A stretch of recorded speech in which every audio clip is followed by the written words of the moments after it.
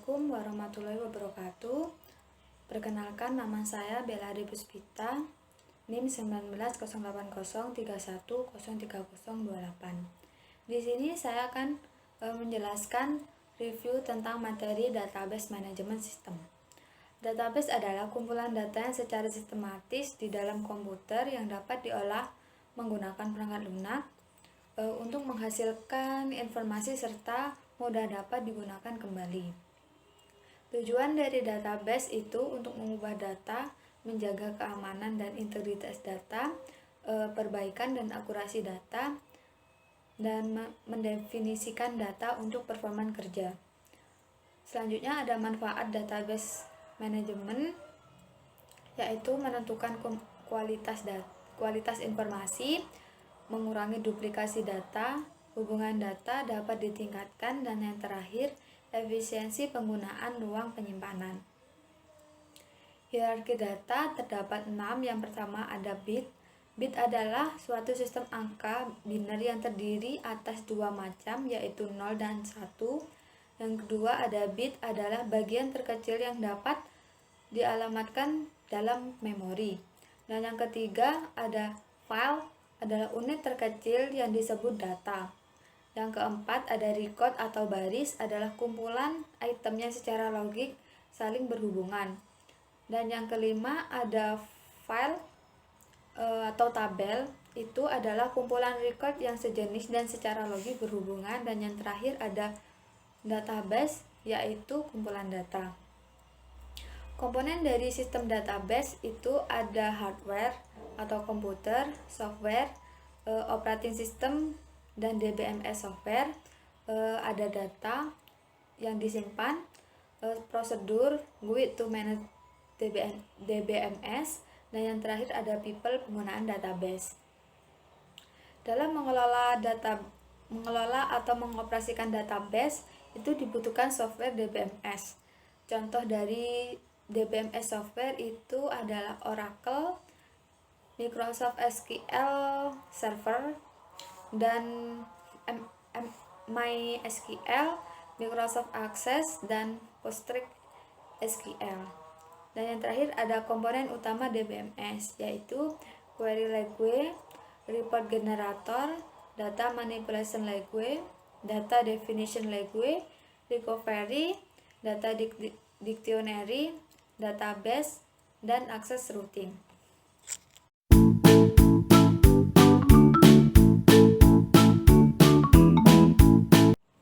Di sini saya akan menjelaskan review materi telekomunikasi, internet, dan jaringan komputer. Telekomunikasi adalah teknik pengiriman atau penyimpanan informasi dari suatu tempat ke tempat yang lain. Adapun bentuk komunikasi, yang pertama ada komunikasi satu arah atau simplex, yang kedua komunikasi dua arah atau duplex, dan yang ketiga ada komunikasi semi dua arah atau half duplex. Internet adalah sebuah jaringan yang menghubungkan komputer satu dengan komputer yang lain dengan menggunakan standar sistem global transmission control protocol atau internet protocol suite, atau bisa disebut TCP atau IP, sebagai protokol pertukaran sehingga kita bisa saling berkomunikasi, berinteraksi, dan saling tertukar informasi meski dalam jarak jauh. Adapun intranet adalah jaringan pribadi yang menggunakan internet untuk saling berbagi informasi dalam jaringan lokal. Jaringan komputer adalah dua atau lebih komputer yang berhubungan satu sama lain dan digunakan untuk berbagi data. Jaringan komputer ini dibangun dengan kombinasi hardware dan software. Adapun media dari komunikasi jaringan yaitu ada twisted wire kabel, coaxial kabel, fiber optik, dan wireless. Wireless itu tanpa kabel. Wireless adalah penghubung dua perangkat yang tidak menggunakan media kabel atau nirkabel. Adapun pengertian dari topologi jaringan. Topologi jaringan adalah hal yang menjelaskan hubungan geometris antara unsur-unsur dasar penyusun jaringan, yaitu node, link, dan station. Dan ada jaringan-jaringan komputer. Yang pertama adalah local area network, adalah jaringan komputer yang hanya mencakup area atau wilayah yang kecil saja. Biasanya digunakan pada jaringan di warnet, kantor, atau sekolah. Dan yang kedua ada MAN, Metropolitan Area Network, adalah jaringan komputer dalam satu kota atau antar kota tertentu dengan kecepatan transfer data yang tinggi. Jaringan komputer ini menghubungkan berbagai lokasi seperti perkantoran, kampus, pemerintahan, dan lain-lain. Dan terakhir ada WAN, Wide Area Network, adalah suatu jenis jaringan komputer yang sangat luas sekali, mencakup negara dan benua. Media transmisi yang biasa digunakan dalam jaringan WAN ini adalah kabel di bawah laut dan satelit.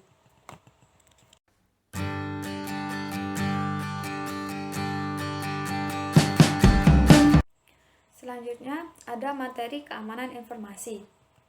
Definisi keamanan informasi adalah bagaimana kita menyegah penipuan atau paling tidak mendeteksi adanya penipuan di sebuah sistem yang berbasis informasi, di mana informasinya itu sendiri tidak memiliki arti fisik.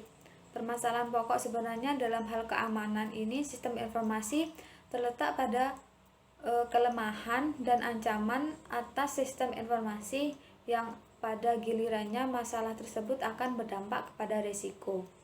Masalah utamanya ancaman. Ancaman itu bisa terdapat dari alam, manusia, maupun lingkungan. Dan selanjutnya ada kelemahan. Kelemahannya itu cacat atau kelemahan dari suatu sistem yang mungkin timbul pada saat mendesain, menetapkan prosedur, mengimplementasikan atas sistem kontrol yang ada sehingga memicu tindakan pelanggaran oleh pelaku yang mencoba menyusup terhadap sistem tersebut. Adapun security attacks, segala bentuk pola, cara, atau metode yang dapat menimbulkan gangguan terhadap suatu sistem komputer atau jaringan. Adapun bentuk-bentuk dari security attacks ini yaitu interruption, itu bisa interupsi layanan, atau interception atau pengalihan layanan, ada modification, pengubahan, ada fabrication, yaitu produksi atau pemalsuan. Adapun dampak dari sistem informasi ini adalah yang pertama ada efektivitas, dan yang kedua ada efisiensi, ketiga ada kerahasiaan, yang keempat ada integritas, dan yang kelima ada keberadaan, yang keenam ada kepatuhan, dan yang terakhir adalah ada keandalan.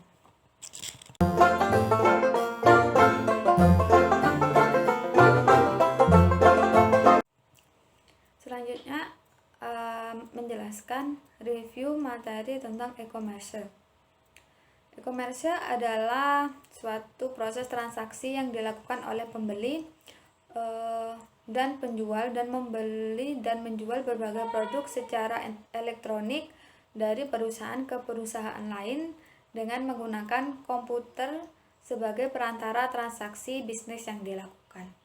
Jenis-jenis e-commerce ada business to business B2B, yaitu jenis di mana sebuah perusahaan itu menjual produk atau jasa kepada perusahaan lainnya. Dalam model ini, secara e-commerce ini biasanya pembeli memesan barang dalam jumlah besar. Contohnya adalah sebuah perusahaan yang membeli perlengkapan kantor dari sebuah produsen. Dan yang kedua ada business to customer, consumer, atau bisa disebut B2C. Dalam jenis e-commerce ini, sebuah perusahaan menjual produk atau jasa kepada konsumen. Pada umumnya pelanggan dalam e-commerce B2C hanya mengecer. Jika ada pernah membeli dari suatu toko online, aktivitas tersebut termasuk dalam golongan ini. Dan yang selanjutnya ada consumer to consumer C2C. Pernah menjual barang bekas ke orang lain yang menjualnya atau melalui internet. itu aktivitas tersebut termasuk dalam e-commerce jenis ini. Dengan kata lain, C2C adalah transaksi online antara dua individu. Dan selanjutnya ada consumer to business, bisa disebut C2B. Perkebalian ini dengan B2C e-commerce ini, C2B adalah skenario di mana seorang menjual produk atau layanan kepada sebuah perusahaan. Seorang desainer grafis misalnya menawarkan dan menjual logo buatannya kepada sebuah bisnis makanan. Selanjutnya ada business to public administration atau bisa disebut B2A. Model e-commerce ini mirip dengan B2P, tetapi pelakunya adalah bisnis dan lembaga pemerintah. Contohnya B2A adalah jasa pembuatan website untuk sistem administrasi online. Dan yang terakhir adalah consumer to public administration, bisa disebut C2A. Jenis komerse ini berjalan dengan seperti C2B. Transaksi dilakukan oleh individu dan lembaga pemerintah. E-commerce dengan model C2A jarang ditemui di Indonesia. Jenis transaksi yang terjadi biasanya berbentuk jasa. Dan selanjutnya ada komponen e-commerce. Komponen e-commerce itu ada jasa atau digital fisik jasa, tempat menjual produk, jasa menerima, cara penerima pesanan, metode pembayaran, metode pengiriman, dan yang terakhir adalah customer service. Adapun dampak negatif dari e-commerce ini yaitu terjadinya penipuan, pencurian data, potensi kehilangan kesempatan bisnis, kampanye negatif, dan potensi kerusakan sistem elektronik. Adapun juga dampak positif dari e-commerce itu adalah penghasilan baru yang menjanjikan dan membantu mempersingkat waktu produksi, kesempatan untuk mengurangi biaya operasional, dan yang terakhir peluang untuk meningkatkan market expose. Dan terakhir ada manfaat dari e-commerce. Yang pertama ada kemudahan dalam aktivitas jual beli, kedua memangkas biaya pemasaran, dan yang ketiga ada kemudahan dalam berkomunikasi dengan konsumen dan produsen, dan yang keempat ada menjangkau target market yang lebih luas, dan yang kelima penyebaran informasi yang lebih mudah, dapat, dan cepat. Yang terakhir yang keenam yaitu proses pembayaran menjadi lebih mudah dan cepat.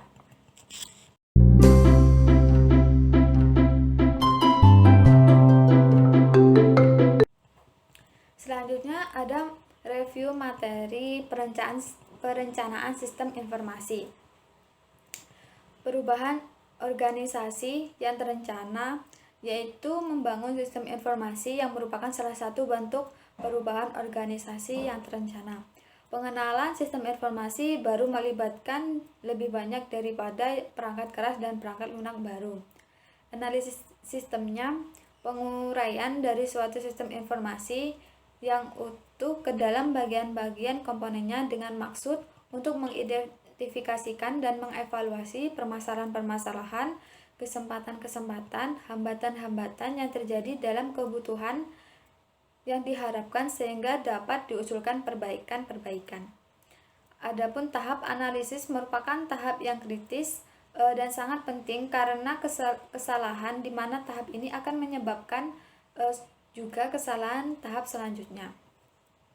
Adapun langkah-langkah untuk menganalisis sistem, yang pertama adalah identifikasi untuk mengidentifikasi masalah, dan yang kedua understand, memahami kerja dari sistem yang ada, dan yang ketiga ada analis untuk menganalisis kelemahan dan kebutuhan sistem, dan yang terakhir ada report, membuat laporan hasil analisis.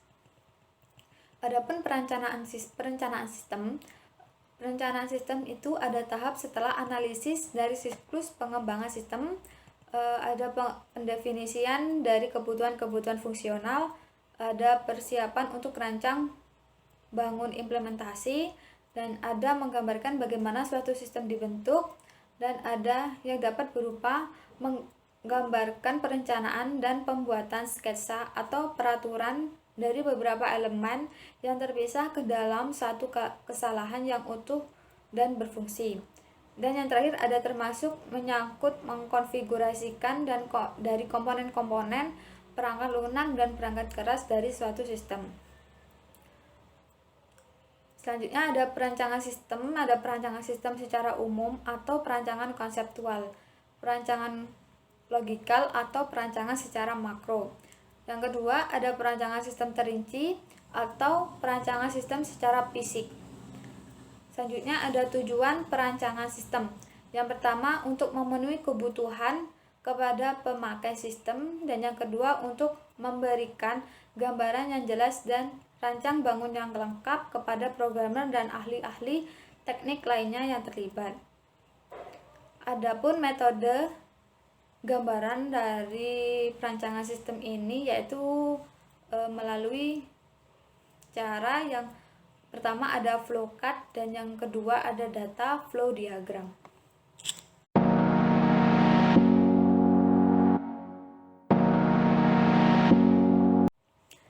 Selanjutnya ada review materi sistem penunjang keputusan. Sistem penunjang keputusan atau SPK adalah sebuah sistem berbasis teknologi informasi yang mampu memberikan dan mendukung kemampuan pemecahan masalah maupun kemampuan pengomunikasian untuk masalah, semi struktur dan suatu organisasi maupun perusahaan. Tujuan dari sistem penunjang keputusan ini untuk mengotomatisasikan pengambilan keputusan, tetapi untuk memfasilitasi perangkat interaktif yang digunakan untuk pengambilan keputusan untuk melakukan berbagai analisis menggunakan model-model yang tersedia. Adapun jenis keputusan itu dibagi menjadi dua, yaitu keputusan terprogram, yaitu keputusan yang dirumuskan dengan cermat dan bersifat berulang sehingga dapat dirumuskan terkait aturan keputusan atau algoritma keputusannya. Dan yang kedua, ada keputusan tidak terprogram, yaitu keputusan yang bersifat tidak sering diulang atau dapat dikatakan keputusan ini sangat berbeda di setiap pengulangannya, sehingga tidak dapat dibuat suatu model umum sebagai suatu dasar untuk memprogramnya karena membutuhkan analisa baru untuk setiap kejadiannya. Dalam proses pengambilan keputusan itu pada umumnya harus menentukan yang pertama ada kriteria dan yang kedua bobot untuk setiap kriteria. Dalam setiap kriteria ini dilakukan penilaian setiap alternatif untuk setiap kriteria. Kedua, pilih alternatif yang terbesar atau terkecil. Dan yang terakhir, ada alternatif.